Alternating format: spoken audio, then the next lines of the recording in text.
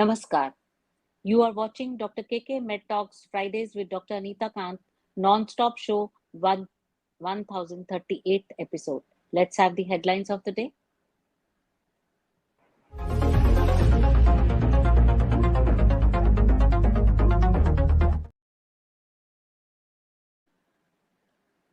Study links low oxytocin levels to symptoms of polycystic ovary syndrome. Imbalance in gut microbiota leads to PCOS and endometriosis and affects the mental health of women. 8 out of 10 women report PCOS impact on self-esteem study. Higher suicide risk in women with PCOS, says study. Recent study revealed that drinking coffee daily linked to decreased PCOS risk. So let's go to the topic of the day.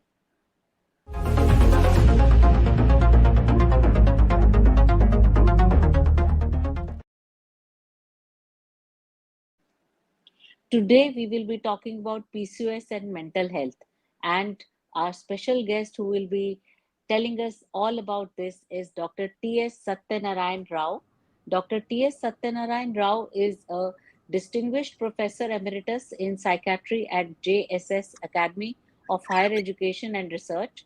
With decades of experience in clinical psychiatry, research, and teaching, he has made significant contributions to mental health care in India. His expertise spans a wide range of psychiatric disorders with a particular focus on mood disorders, geriatric psychiatry, and psychopharmacology.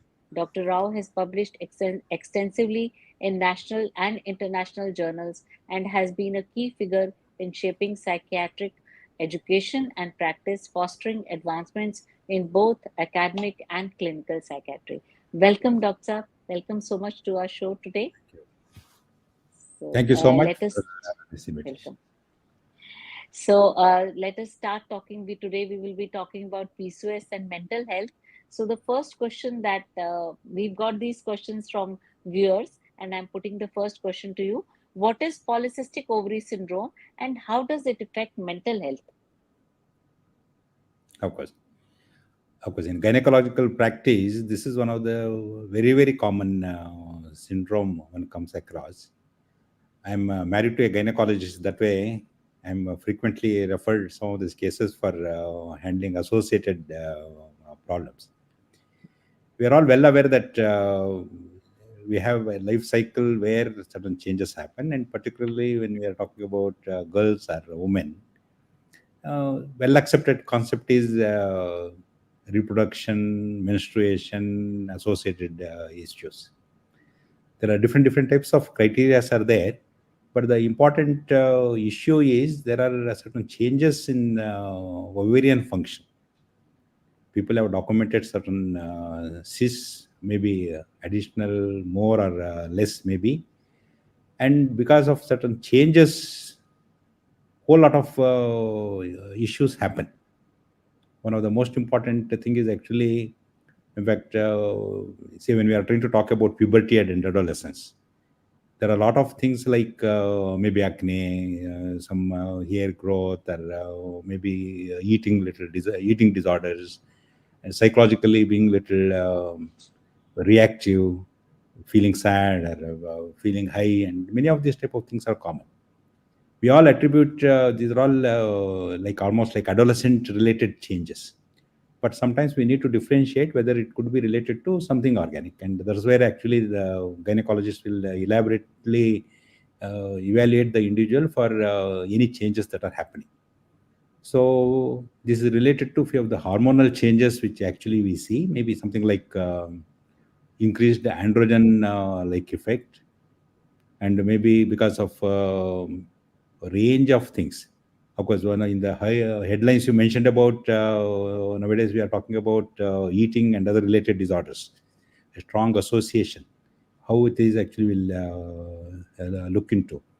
Plus, few of the other things are related to metabolic syndromes. This is something like maybe putting on weight and eating disorders to, in fact, mental health related issues, each contribute to certain cluster of symptoms which you call it as polycystic ovarian syndrome. So, what are the common mental health issues associated with polycystic ovarian syndrome? See, but one important point is stress is actually a common factor for so many disorders. In fact, stress means both healthy stress is there, but something which actually makes us uncomfortable, distress, and in fact, that's what I call as distress related to the stress. Once stress is there, see, you imagine a young girl developing acne or a little hair growth or putting on weight or cycles are not regular. Automatically, one is the family, friends, and her own anxiety related to each of these things. Extremely common stress, what we talk about. In adults, maybe after adolescent, this becomes one of the very important issue, mainly because issue of marriage and whole lot of other such things also come into the picture. Already married, infertility and other related issues get into the picture. So the common thread is there is increased stress.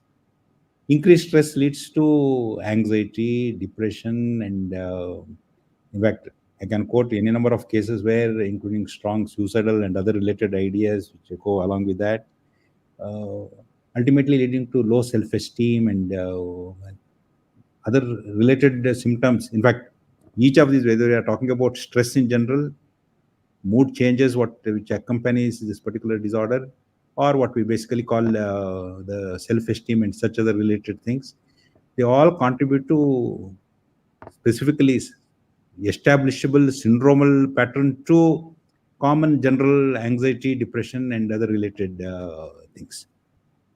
So, Uh, yes, yes, continue. yes, PCOS Yes, is yes, very strongly that way associated with psychological distress. yes, yes. Sir, I remember there was a young girl, due to her religion, they don't cut hair in her religion.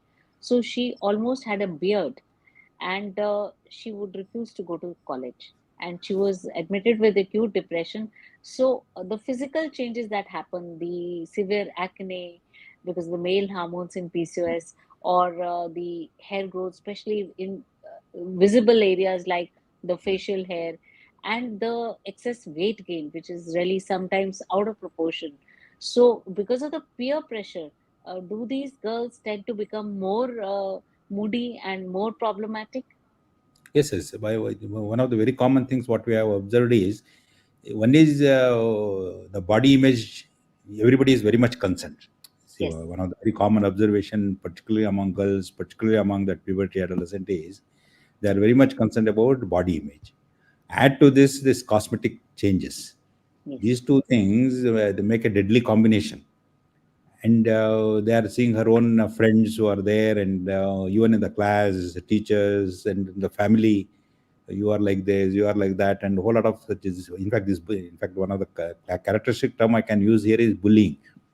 Literally drives these girls into a whole lot of things, and extremely common. This thing is actually there's the anxiety and what we basically call depression, and because of this low self-esteem is, in fact, they withdraw themselves, don't mix with people, and don't come out.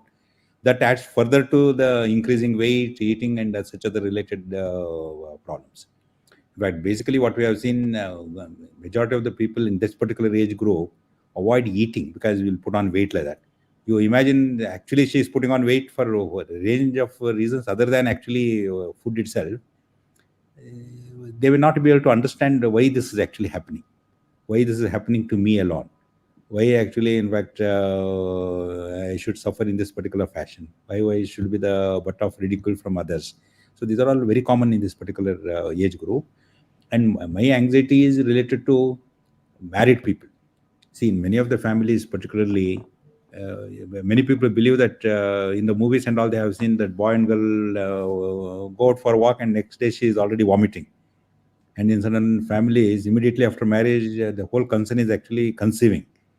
This infertility issue is something very, very common. I actually particularly deal with psychosexual issues, and not getting pregnant is one of the most common problem, and for which again we have to very often refer them to the gynecologist and get the help done. So when we are talking about that particular age group, bullying, that particular term is very characteristically explains things. Yes, I agree. So there are a lot of hormonal imbalances in polycystic ovaries, like, Hmm. estrogen is in excess, and like I said, androgen is also in excess. So do these hormonal imbalances also play a role in mental health issues? Absolutely. In fact, one of the very characteristic this thing is, see, one is you have mentioned about hyperandrogenic state and maybe estrogen to some extent. But when somebody is put under stress, automatically it triggers a whole lot of what we call as say, hypothalamo adrenal axis we call. That means what is happening in the brain, what is happening in that whole axis up to that means each and every system is involved in our body. So there are three important, maybe you call it as neurotransmitters or hormones, which actually create difficulties. One is this cortisol. See, ultimately, whether we are talking about androgens or estrogens, they have been shown to have a significant impact on what we call as the cortisol production. Whether cortisol excess is actually responsible or it is only effect what we are seeing may be a little difficult to answer at this particular juncture. But all said and done, all the things what we are talking about, either we are talking about appetite, mood changes, self-esteem to other related things, this cortisol is one of the extremely important problem. The second one is actually the adrenaline, norepinephrine. See, these are all sympathetic system related. That means automatically they increase anxiety and a whole lot of related syndromes. And another neurotransmitter which gets affected is actually serotonin. There is a relative balance. Something increase here means automatically there is a decrease in serotonin. Serotonin is one of the very responsible cause for what we call depression. As a psychiatrist, let me just elaborate another one small point there. See, when we say in the environment there is some particular problem is there, which is triggering anxiety and depression in me. Say, take an example, classic, failed in the exam, maybe loss in the business, or maybe a divorce, or this one, that each of these type of things actually create quite a bit of difficulties. So this is what you call as situation related or actually the reactive form of depressions and things like that. But lot of changes that happen endogenously. In fact, this is what you call as endogenous depression. This is because of that hypothalamo adrenal axis involvement, and this produces whole range of changes. Let me tell you very briefly. There are a few criteria which have been very clearly established in international classifications. One is appetite changes, weight changes, the bowel and bladder related symptomatology, menstrual related problems, strong suicidal ideas, diurnal variation, wherein symptoms are more in the morning hours. So these are all very classically established changes. And libido, significant decrement in sexual interest and arousal. More particularly, this is a common terminology we use as far as the females concerned nowadays in classification. So all of these type of things are attributed to one is this is one. You add to this, there is a testosterone. See, testosterone is a hormone again. See, in case of a boy, issues are different. In case of a girl, issues actually a little different. What is not Yes, necessary, it is here means it creates difficulties. definitely, definitely. So, is there any link between PCOS and panic attacks also? So, See, how to manage this anxiety? anxiety. See, for example, anxiety is I'm not sure about what is happening, and see, for example, exam is an anxiety generating situation because Yes. whether I'm going to pass or I'm going to fail, I don't know.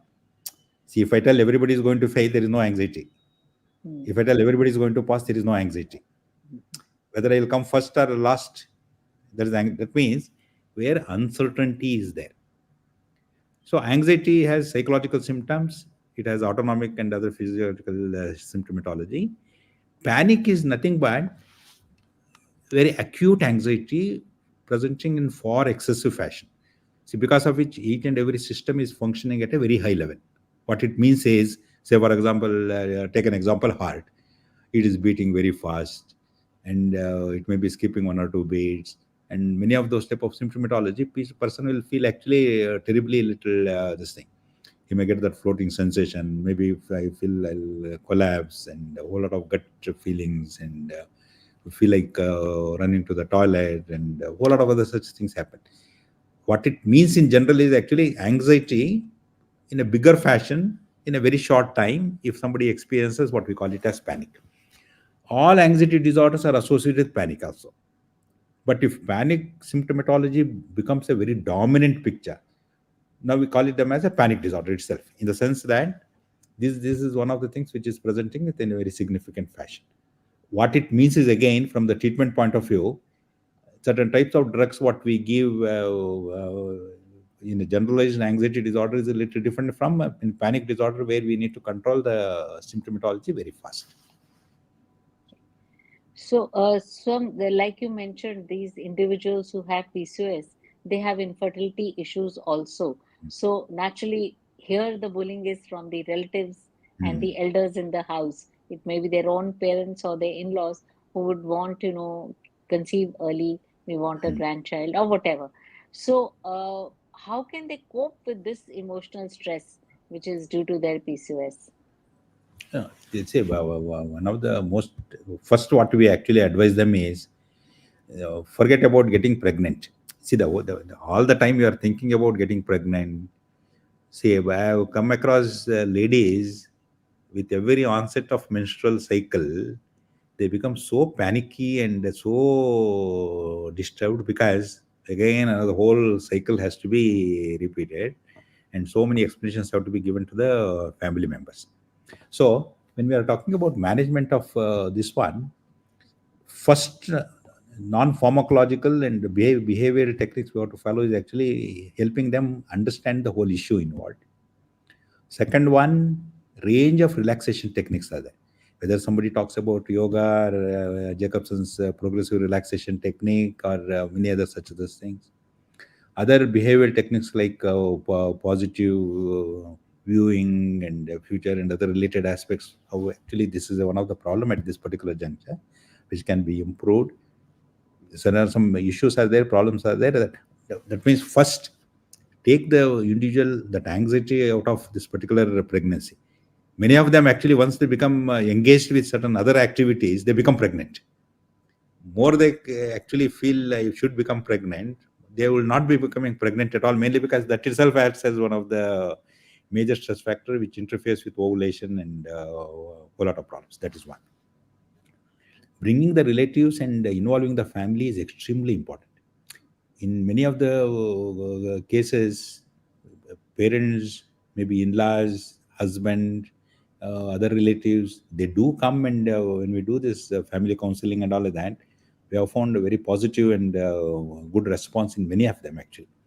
But in certain, maybe in certain communities, in certain families, where getting the baby immediately is actually one of the whole important issue, that becomes one of the major common problem. And you add to this another this thing, oh, she has taken some psychiatric treatment, some psychiatric help and all, means in fact that becomes one of the major stigma factor actually, some of them. I believe she has taken treatment earlier with you. They don't even understand that this is common problem and this is extremely understandable situation, but some of them may not really understand this. That means whole issue here is actually whether we have to use marital therapy when we are talking about husband and wife, or family therapy when other relatives are involved. Individual therapy to the individual to make her understand. In fact, educating her itself takes care of 50% of the problem. That's what I can say. Yes, I agree about this because everybody is going through stress, not only PCOS patients, Yes, yes, everybody is yes. going through stress. So Exactly. involving the family is extremely important. Mhm. In fact, very recently, they were almost talking in terms of divers. They are from this particular place, and this particular girl, of course, we had treated her for some epileptic type of this thing long back, more than 14, 15 years ago. She has not conceived. That's all the whole issue. But when we got the husband, he was a quite understanding fellow, and now she has conceived and already now about 2 months or so. What I am trying Okay. to tell, yeah, all the families are not bad. The Yes. whole issue is involving them and make them understand the issue. Many of the things can be settled. Only thing is we have Certainly. to make that particular effort to get the family members, talk to them, and explain to them what is actually the situation. More pressure you put, more difficult it will become. Actually, in fact, that makes wonders. Yes, I agree about that. And sometimes in PCOS, they tend to eat more. Emotionally, they're upset, and emotional eating is there excessive. So, Yes, can that also be taken care of by absolutely, some absolutely. strategies? Particularly in young ladies and middle age. See, one of the classic examples sometimes while teaching students, we give this example. Say, when you fought with your husband, do you eat? They don't. Once he goes out, they'll empty the fridge completely. You got the point. So, psychologically, Okay. eating itself is one of the what we basically call relaxing activity for many ladies. There are two ways actually this can be explained. One is people don't eat, but many of the times, particularly PCOS, when we are trying to talk about this binging. In fact, this particular terminology, what we call as binge eating disorder. In recent DSM classification, there is a special category for this itself. Or binging itself, what we call as just like anorexia nervosa, there is something called as bulimia nervosa. In bulimia nervosa, what happens is actually it is one of the established syndrome wherein individual eats at certain occasions excessively for a certain length of time, feels guilty about it, then either purgates or vomits or does a lot of things and tries to avoid food. This is one aspect of it. In binge eating disorder, this anorexic type of symptoms may not be there. But there are certain occasions when put under stress, eating is one of the very important way actually they try to overcome their anxiety or stress.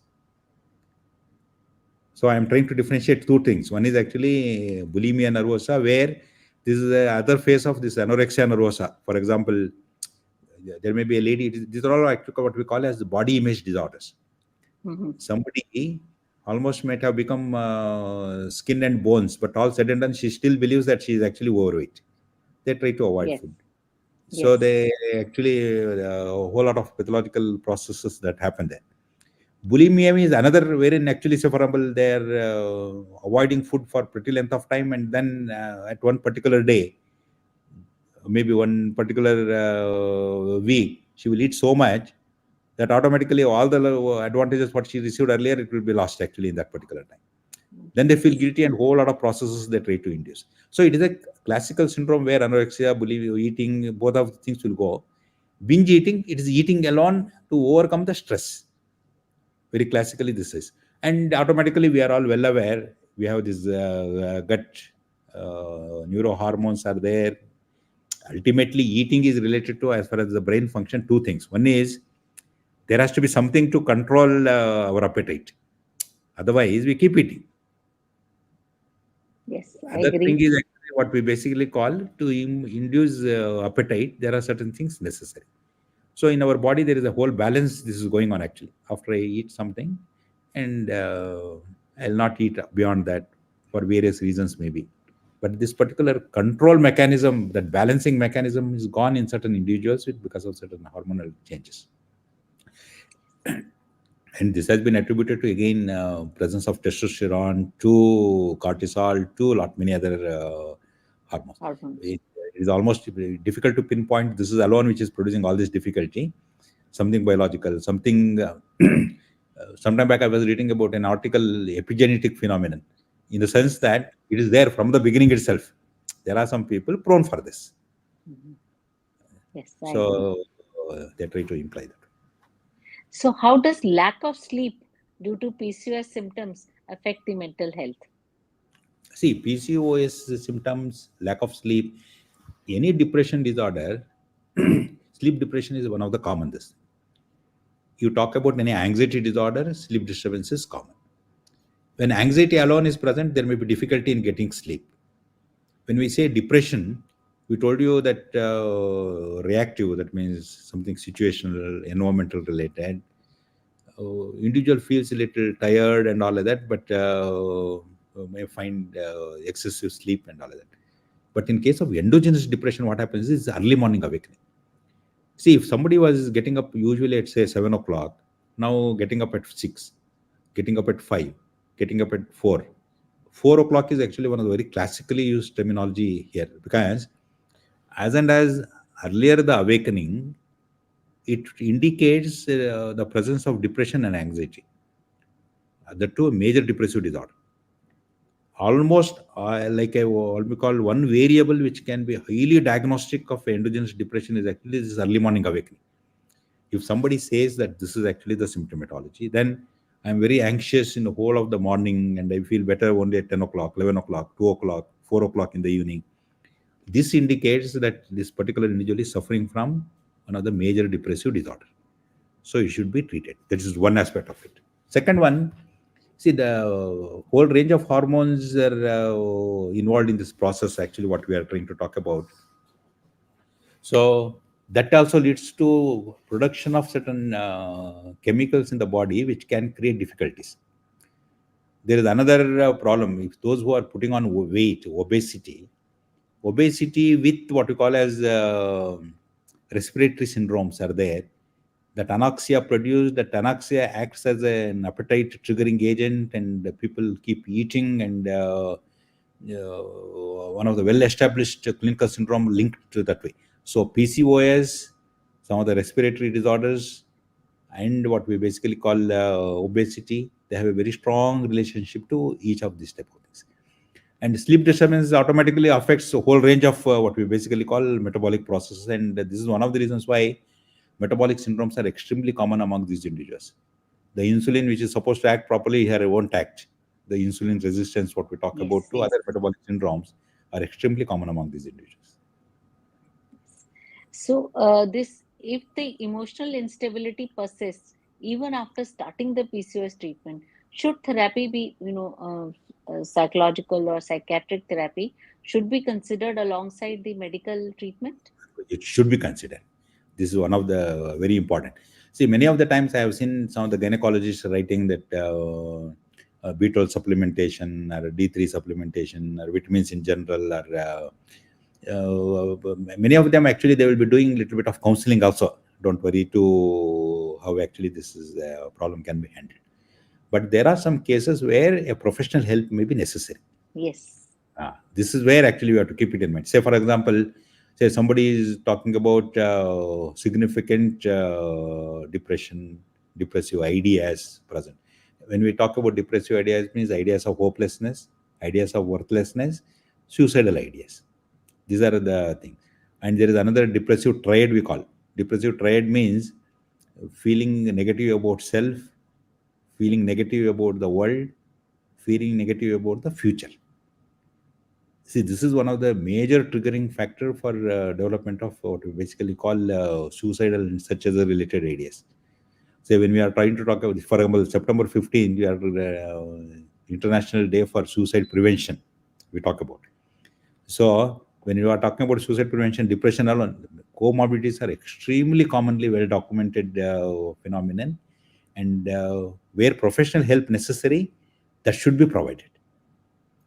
Many of the time right. counselors with certain psychological therapies they can do, but sometimes even role of antidepressants to other pharmacological treatments are also necessary. That should be done. So I think in the end, I would like to say that we talk about lifestyle changes in PCOS, Yes, very but right. getting mental health treatment is part should be part of that lifestyle changes. Right. Thank you Absolutely. so much. Thank you, Dr. T.S. Satyanarayan Rao, for joining us today. Could you Thank please you. show us the certificate, please? This is a small thank you from our side for Thank you so coming much. here today and telling our viewers so much about PCOS and mental health issues. That will be all for today. Dr. KK Med Talks will return tomorrow at 7 p.m. with another edition of the show. Keep watching Dr. KK Med Talks. Namaskar. Namaste.